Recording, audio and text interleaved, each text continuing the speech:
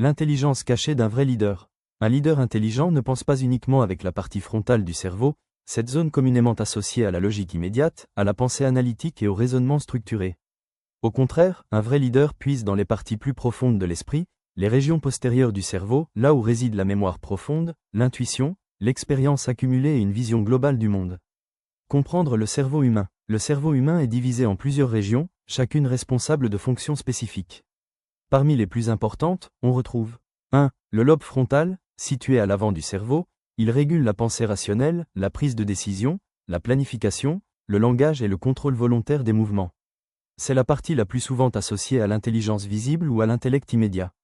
2. Le lobe pariétal, situé dans la partie supérieure centrale du cerveau, il traite les informations sensorielles et la perception spatiale. Il aide le corps à comprendre sa position dans l'espace.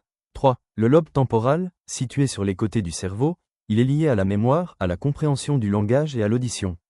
4. Le lobe occipital, situé à l'arrière du cerveau, il est principalement responsable de la vision, mais contribue aussi à la mémoire visuelle et à l'imagerie mentale. 5. Le cervelet, également appelé le petit cerveau, situé à l'arrière et en bas, il contrôle la coordination, l'équilibre et certains types d'apprentissage moteur. 6. Le système limbique, situé au cœur du cerveau, il gère les émotions, l'intuition et la mémoire affective. Il joue un rôle stratégique dans la prise de décision émotionnelle et instinctive. Un leadership enraciné dans la profondeur cérébrale. C'est dans ces régions postérieures et internes, le système limbique, le lobe temporal, le cervelet et même le lobe occipital, qu'un vrai leader puise une autre forme d'intelligence. Ces zones ne sont pas tournées vers l'analyse immédiate, mais vers la mémoire de l'expérience, l'intuition profonde, la synthèse émotionnelle et une vision plus large de la réalité. Tandis que le lobe frontal pose des questions techniques, l'arrière du cerveau offre des réponses centrées sur l'humain, enracinées dans l'histoire, l'observation et la conscience collective. Le leader ne réagit pas simplement au bruit du moment, il consulte plutôt les archives silencieuses de son esprit. Un grand leader ne prend pas de décision dans la précipitation intellectuelle. Il laisse mûrir ses pensées, il observe, il ressent, puis il agit. Il ne s'appuie pas uniquement sur une logique froide, il mobilise l'ensemble de ses capacités cérébrales, combinant intelligence rationnelle et émotionnelle intuitive.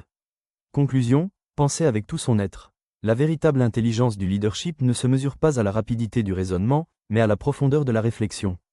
Un vrai leader pense avec tout son être, et surtout avec ces parties du cerveau que la majorité ignore, mais qui détiennent la forme la plus humaine de la sagesse.